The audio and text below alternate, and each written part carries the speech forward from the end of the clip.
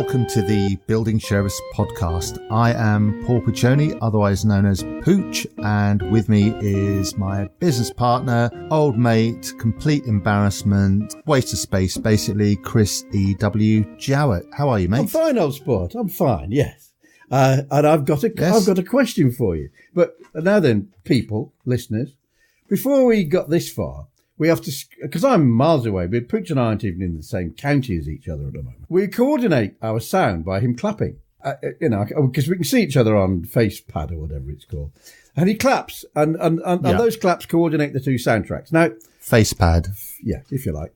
Now, Pooch is a bit of a technophobe. No, I'm the technophobe. Pooch is a bit of a techie. I've got a question for him, and he doesn't know this is coming. You're at a concert, Pooch. I'm at home listening to the concert on radio. Yeah. The chap raises his baton and the orchestra comes out of the concert. It's a classical. Who hears that note first? You in the front row or me 47 miles away at the end of a radio? Now, you obviously know the answer because it sounds, Well, obviously, because it's obviously not you, but why? Because radio waves travel at the speed of light. Which is, as we've said before, which is 186,282.397 miles per second. What a man. And sound only travels 660-700 miles an hour. So, can I just say, this is why I love this man so much. What? You ask him a question, not only is you don't even bother to ask whether he knows the answer. He doesn't even bother to give you an answer, yes or no, or you or him. He just states every single fact relevant to the answer, thereby allowing you to know that not only does he know the answer, he am questioned in the first place. He's a genius. Well, hardly. I suspect not many people, A, would know the answer to that question, or B, certainly why. When were you ever in the front row of a gig, Chris? What was the last gig you saw? The last gig I went to a Brucey concert. I wasn't in the front row, couldn't afford that, but I was in the front row in Australia when I went to see Tina Turner. I wasn't technically in the front row. I walked down the aisle into the front row and just stood there. Now, and there's Tina Turner directly above me, and she was in those days quite a lady. Do you know? You know my sister, and you know my brother-in-law, the Hammer. I do. And many people have their fantasy woman or fantasy man or whatever. My brother-in-law, the Hammer's fantasy woman, and bear in mind, you think my sister's a very attractive girl. She is. Hammer's fantasy woman is Tina Turner. And my sister says, yeah, thanks a lot. I look really like Tina Turner. They both have very similar attributes. A lovely pair. Do you think so? Lovely pair of legs. Can I tell a story about your sister? Please do. Right, myself and my middle wife wanted to go out one night, and for some reason, Hammer. What's your sister called? Annette. Hammer. I know. Hammer and Annette came round to look after Alice just for the hour or so that we were going out for a drink. We sat there for 10 minutes or so, chatted to each other before Elaine and I went out. And Annette was sitting there with this remarkably short skirt on. And Elaine announced our departure by saying, I think it's about time we left, Chris, because you haven't taken your eyes off Annette's legs since the moment she sat down. And this is my wife telling me this in front of the woman whose legs I've been looking at. I was pretty embarrassed at that. I bet you had a great evening with Elaine after that.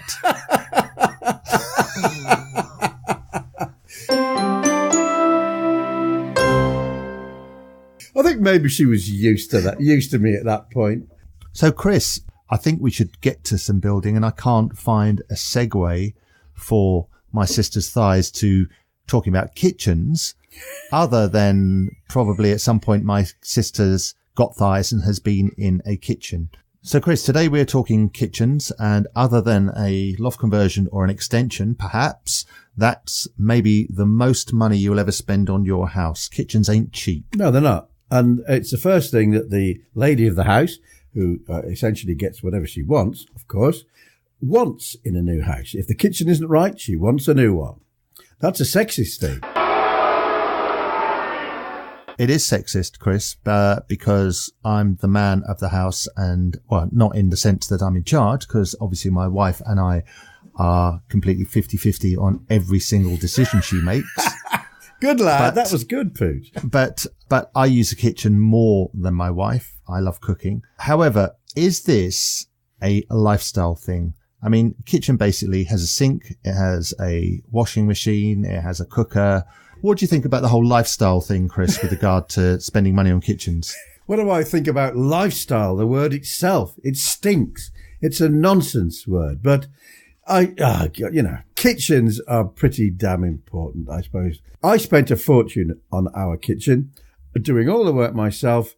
I'm really, really glad that my wife's requirement for a lifestyle, which means, of course, boasting to other women who come into the house what a lovely kitchen she has, that essentially I'm glad I did the work and didn't have to pay some other so-and-so to do it. Yeah, so talking of which, we have I live in Esher in Surrey. It's quite a well-to-do area. We've got as many kitchen shops as we have estate agents in our high street. And I know for a fact that an average kitchen in there will go from between 20 and 30 grand. Oh, dear. Now, being a man who installs kitchens, I've just finished installing a kitchen, very nice one at that. The only thing I don't do is a granite, obviously. We put it in way cheaper than that. And the customer had a quotation, and we'd been doing some other work, and I'm just nosy and chatty. And I said, "Oh, what's your quotation?" She said, 35 grand. And my jaw nearly hit the floor. These units they put in are the same as the units from B&Q. Yeah. All units are the same as each. The doors are all the same. It is just a facade, a front. It's a fakery and it's a rip-off. Rip-off. What an excellent word, Pooch. They play on the fact that a kitchen is a vital part of A, the house's function, and B, our requirement to show off how wealthy we are. The cabinets are the same the world over. They do not need to charge 30-odd thousand pounds for the stuff they're installing. Essentially, the best part of every kitchen is the work surface. And if you install a granite work surface, that is expensive. You would expect to pay 4 grand for a granite work surface. As long as we're not talking round the houses here. No, that's 4 grand. So where does the rest of the money go? I think you've hit on something quite important there, Chris, that when you buy a kitchen and the kitchen company has a high street shop with a great display and they offer you coffee when you walk in, and they've got a 37-inch plasma TV with images of couples frolicking in meadows with their beautiful, lovely children. You are paying for that when you buy your kitchen. Honestly, it's a bugbear of mine. You are getting ripped off. If you go to one of these posh kitchen places, you're an idiot. Oh, you're getting ripped Pooch. off. I promise you. No, Chris, I've had it with this. They are getting ripped off, and the coffee that they have, would you like a free coffee? No, you are bloody well paying for that yourself. I suppose, yes, it's costing you 5 grand for each cup of coffee, because there's 2 cups involved, of course. There's yourself and your lovely wife. Yeah, well, you obviously have, it's hit a nerve with you as kitchens, Pooch. I mean, I have a similar nerve with various subjects, but not so much kitchens. It's just, I've never really considered it, but that is a very good, concise précis of the problem with kitchen shops. It's all glit, and they charge you through the nose, and we're all daft enough to pay it. Chris, the last job, and I mentioned these customers who showed me the quotation they had. I came in earning a decent buck at 18 grand. And this kitchen company was 30 grand, and I got exactly the same kitchen, and I fitted it, and I made a decent profit on the job, and they were over the moon. In my view, it's probably the easiest job there is in the house. Chris, kitchen fitting. I hate putting kitchens in. I hate it with a vengeance. Oh, dear, oh dear. I mean, first of all, the stuff arrives late, and there's always a knockout of one of the doors, and you have to send off to Lithuania for another one. You're backwards and forwards like a fiddler's elbow. The job's never finished. The people are never happy. Kitchen fitting is a nightmare. That's possibly one reason why shops tend to up the price just a fraction, just to put up with the nonsense they have to deal with. It's so funny though, because I've got a mate of mine, he's called the Kitchen Guy, and I've done a lot of work with him before, and all he does is kitchens. And if you imagine that's all you do, and he's an independent installer, He knows exactly what to look for. He knows which boxes aren't there. And once you become totally au fait with it, then it becomes a piece of cake. Actually, the installation, yes, is easy. I know what you mean about if you don't get the right bits, then that's a complete nightmare. So how can we make this, how can the building sheriff make this easier for customers? Because everyone's at home now thinking, right, Pooch is down on kitchen companies. Chris doesn't like fitting kitchens. What can they do? I know I'm springing this on you, but off the top of your head, if I suddenly gave you some money for a kitchen, what would you do? Well, I'd fit it myself, obviously. But that's hard. No, come on, you clown. That's hardly an option, is it? No. Well, I was going to say, let's imagine you're a complete imbecile, but we don't have to imagine, do we? What I would probably do is pop along to Wickes or Homebase or B&Q. That's where I would go. Because if you look at those kitchens, they're lovely. There's nothing wrong with them at all. They're superb kitchens, and they're 5,000-6,000 quid. And I'd get one of their, I'd ask them to provide the installer, and they would start from start to finish, design it for me, sell it to me, install it for me, ask me for the money at the end, and I would pay. And it would cost me 6 or 7 grand. Top whack. That's what I would.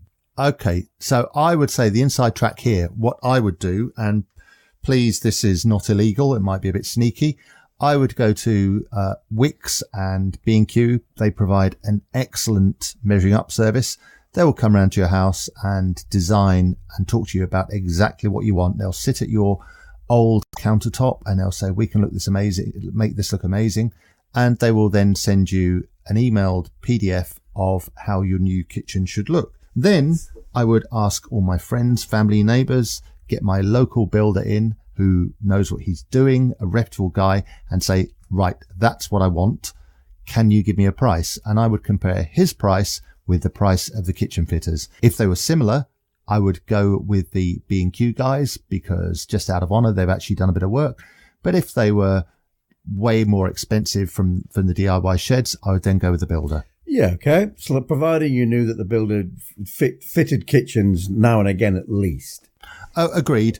And the one thing, though, that will let a kitchen down is a bad worktop. And I think that unless it's a granite worktop, the builder's got his work cut out there, making his mason's mitre joints. He's got to get those right. But if it's granite, you get a granite firm in, you have no worries whatsoever. No, it's all one piece. Unbelievably. How they do it, I do not know. How they carry it, I do not know.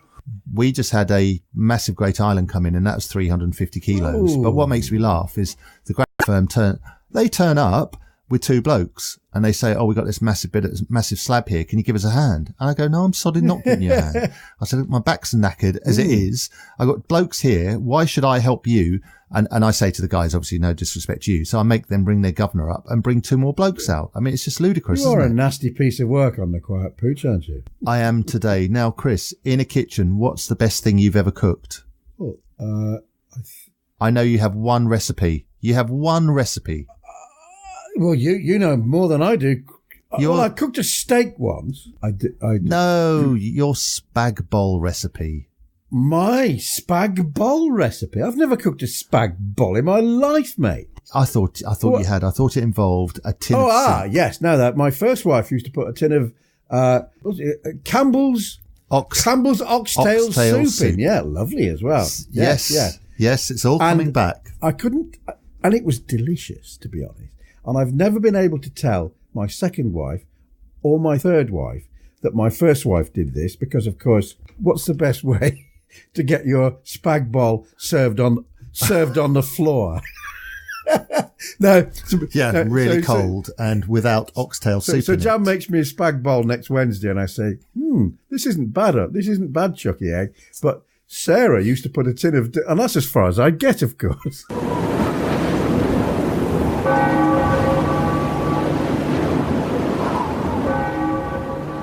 Well, I think you might get the spag bol, but you'd get a tin of oxtail soup poured over your head, wouldn't you? So, Chris, we are at question time. Jolly good.